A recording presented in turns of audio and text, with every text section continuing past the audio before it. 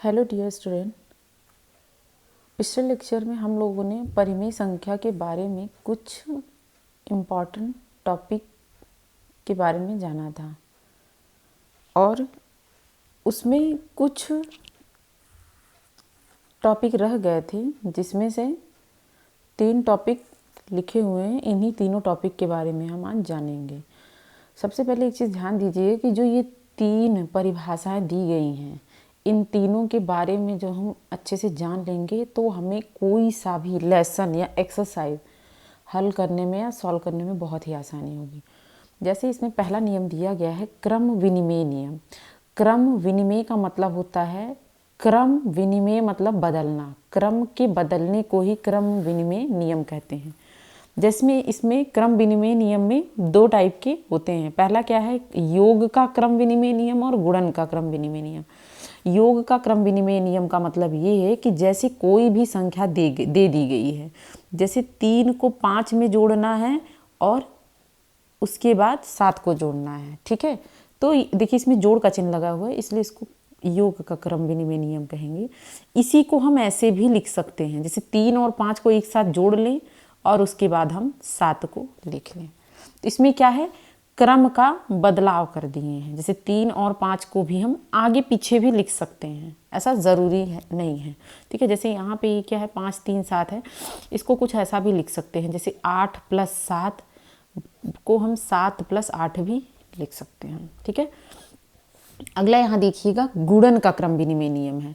तो हम यहाँ 2 ही संख्याएं लेंगे, क्योंकि हमने यहाँ 3 संख्या लिया है, यहाँ 2 ही संख्या हुआ है, तो ये भी सही होगा, ये भी सही होगा। तो हम एक अलग से एग्जाम्पल ले रहे हैं, गुणन का क्रम विनिमय नियम। गुणन का क्रम विनिमय नियम अगर हम देखेंगे तो गुणन के क्रम विनिमय नियम में क्या दिया हुआ है, जैसे हम कोई भी संख्या मान ले रहे हैं, जैसे मान लो कि हमें 8 का 9 में गुणा करना है। चूँकि हम 8 का 9 में गुणा करें या इसका बदलाव कर दें, 9 का 8 में गुणा कर दें, तो दोनों का ही आंसर हमारा सेम आएगा। तो ये हमारा कहलाता है क्रम विनिमय नियम, अर्थात गुणन का क्रम विनिमय नियम। अगला है हमारा साहचर्य नियम।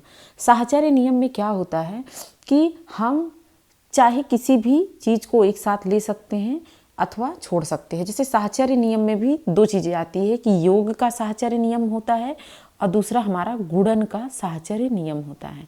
इसमें आप ध्यान से देखिए, हमने 3 संख्याएं ली हैं, a + b + c, a + b + c।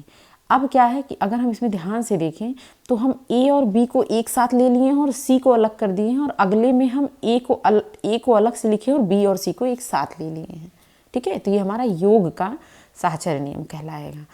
और इसमें देखेंगे तो हमने गुणा के लिए लिया है, तो देखेंगे इसमें यहाँ पे भी गुणा का चिन्ह लगा हुआ है, यहाँ पे भी, क्योंकि ये बराबर है और इसके इधर साइड भी a गुणे फिर ब्रैकेट में b गुणे से लिखा हुआ है। तो ये हमारा गुणन का साहचर्य नियम है, अर्थात अब चाहे तो हम a का b के साथ मल्टीप्लाई कर दें, जितना आंसर आए फिर उसका c के साथ मल्टीप्लाई करें, या फिर इसी को हम a को अलग से लिखने के बाद b और c का मल्टीप्लाई करने के बाद जो हमारा आंसर आएगा उसको हम a के साथ मल्टीप्लाई करेंगे तो भी हमारा सेम ही आंसर आएगा। तो हम क्या कह सकते हैं कि साहचर्य नियम गुणन का भी साहचर्य नियम पालन करता है। जैसे कुछ संख्याएं होती हैं जिन पे लागू होता है, कुछ संख्याओं पे नहीं लागू होता है, वो हम आगे एक्सरसाइज में देखेंगे। आगे यहाँ दिया है वितरण नियम, अर्थात देखिए यहाँ पे दिया है, हम वितरण का मतलब होता है बांटना। जैसे हमारा कोई भी संख्या दिया गया है a b + c, देखिए यहाँ ब्रैकेट बनाया हुआ है, आपने बेसिक में ही पढ़ा होगा कि अगर कोई भी ब्रैकेट बना हुआ है तो ब्रैकेट के बाहर कोई भी अंक दिया हुआ है तो उस अंक का गुणा हम ब्रैकेट के अंदर सभी संख्याओं के साथ करेंगे।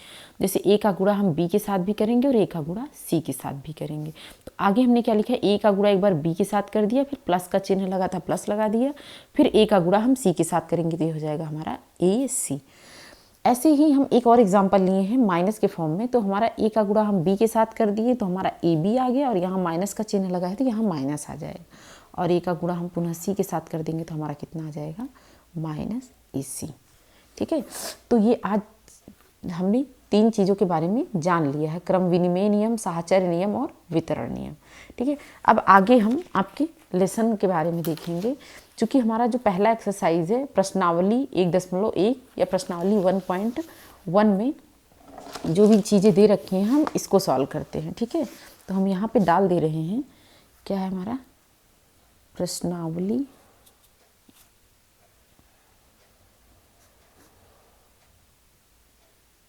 1.1। यहाँ पे क्लास 8 का चल रहा है, ठीक है। ये NCERT मैथ हिंदी का है। यहाँ पे आप देखेंगे सबसे पहले पहला क्वेश्चन दिया हुआ है, इसमें ध्यान से देखिए। पहला क्वेश्चन क्या दिया गया, उचित गुणधर्मों के उपयोग से निम्नलिखित का मान ज्ञात कीजिए। अर्थात जो ये दिया गया है इसका मान हमें निकालना है। सबसे पहले हम पहला क्वेश्चन यहाँ नोट डाउन कर लेते हैं। पहला क्वेश्चन हमारा दे रखा है -2/3 गुणे 3/5 प्लस 5/2 माइनस 3/5 गुणे 1/6। ठीक है। अब देखिए इसमें बोला है कि उचित गुणधर्मों के उपयोग से, तो हम अगर यहाँ ध्यान से देखें तो हम लिख क्या सकते हैं। यहाँ पे क्या है, हमारा 2 है, यहाँ पे हमारा 3/5 है। तो अगर हम यहाँ देखिए, यहाँ पे भी 3/5 है और यहाँ पे भी 3/5 है, तो हम क्या करेंगे कि इस संख्या और इस संख्या को आसपास लिख लेते हैं। -2/3 गुणे 3/5 माइनस 3/5 गुणे 1/6, और इस 5/2 को हम पीछे भी लिख सकते हैं। मतलब वितरण नियम से भी हम इसका प्रयोग कर सकते हैं। सॉरी, क्रम विनिमय नियम से, मतलब क्रम का विनिमय कर दिए हैं, बदलाव कर दिए हैं। अब देखिए यहाँ 3/5 और 3/5 दोनों में मिल रहा है, तो हम 3/5 को कॉमन ले रहे हैं। ठीक है, फिर हम ब्रैकेट लगाएंगे तो यहाँ हमारा आ जाएगा -2/3, और फिर ये हमारा क्या हो जाएगा, ये माइनस चिन्ह, चूँकि इसमें से 3/5 बाहर चला गया है तो यहाँ सिर्फ -2/3 बचेगा। यहाँ माइनस चिन्ह लगाइए, यहाँ से 3/5 बाहर आ गया है तो यहाँ बचेगा हमारा 1/6, और ये हमारा हो जाएगा 5/2। अगर हम चाहते तो इसी को हम और तरीके से भी सॉल्व कर सकते हैं। एक तरीका ये है, दूसरा हम इसके जस्ट बगल में बताएंगे। अगला देखिए, आगे देखिए, इसमें क्या है 3/5। आपको पता है कि हम कभी भी कोई भी भिन्नात्मक संख्याओं को जोड़ या घटा तभी सकते हैं जब उनके हर बराबर हों। ठीक है, तो उनके हर को बराबर करने के लिए हम इसमें सबसे सिंपल मेथड का यूज़ करेंगे, हम क्रॉस गुणा करेंगे। ठीक है, इसका गुणा इसके साथ करना है, इसका गुणा इसके साथ करना है, और इन दोनों का आपस में गुणा करके लिख देना है। देखिए 6 का गुणा ऊपर करेंगे तो हो जाएगा -2 गुणे 6, माइनस चिन्ह लगा है, लगा दीजिए, 3 गुणे 1, फिर 3 और 6 का आपस में हम गुणा करके नीचे लिख देंगे, तो ये हमारा हो जाएगा 5/2। ठीक है, आगे देखिए यहाँ लिखा हुआ है 3/5, ये हो जाएगा 6 दूनी 12, 3 एकम 3 और 6 त्रिक 18, ये हो जाएगा हमारा प्लस 5/2। ये ये जो संख्या 5/2 लिखी है, इसको हम ऐसे ही सीक्वेंस से लिखते चले आएंगे, क्योंकि इसको हम बाद में हल करेंगे। पहले ये हमारा बड़ा टर्म है तो इसको हम पहले हल कर लें। आगे हमारा हो जाएगा 3/5, ये है, देखिए यहाँ ब्रैकेट हटाएंगे तो यहाँ गुणे का चिन्ह लगेगा, अर्थात इसका गुणा हम इसके साथ कर सकते हैं। 12 और 3 माइनस चिन्ह, आपने पिछली कक्षा क्लासों में पढ़ा होगा कि माइनस और माइनस जब एक साथ रहते हैं तो दोनों जुड़ जाते हैं। जुड़ने के बाद कितना हो जाएगा, 12 और 3 कितना हो जाएगा, -15/18। अब देखिए हम ब्रैकेट हटा के यहाँ गुणे का चिन्ह लगा सकते हैं, फिर हमारा हो जाएगा प्लस 5/2। अब हम क्या करेंगे, यहाँ से इसको हम काट देंगे, 5 एकम 5, 5 तिहाई 15, और उसके बाद फिर हम यहाँ क्या लिख सकते हैं, 3 त्रिक 9/18 प्लस 5/2।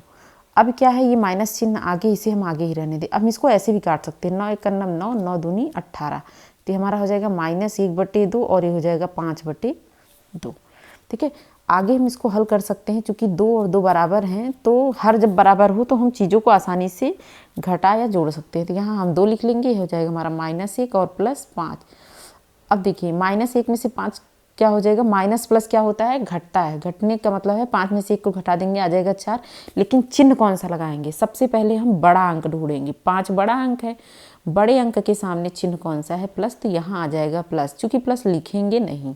अब यहाँ पे आ जाएगा 2, इसको हम काट देंगे, 2 दूनी 4, तो हमारा आंसर कितना आ गया है, 2 आ चुका है। ठीक है, अब इसी क्वेश्चन को हम दूसरे मेथड से सॉल्व करते हैं।